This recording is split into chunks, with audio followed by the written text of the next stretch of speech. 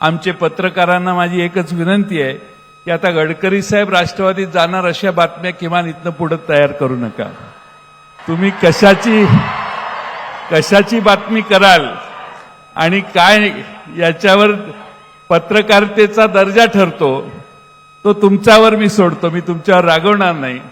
पण पत्रकारांनी एक बातमी तयार केली आणि देशभर त्याच्यावर मोठमोठे चिंतन करणारी लोक पण बातम्या तयार करायला लागली, याचं मला मनाला शल्य वाटतं।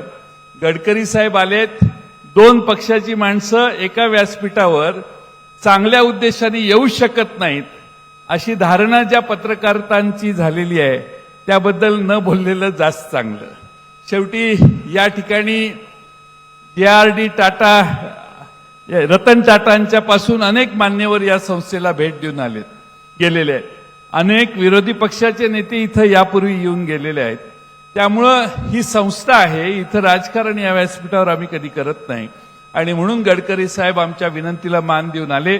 त्यांचं मी आपल्या या भागातल्या जनतेच्या वतीनं मनपूर्वक स्वागत करतो।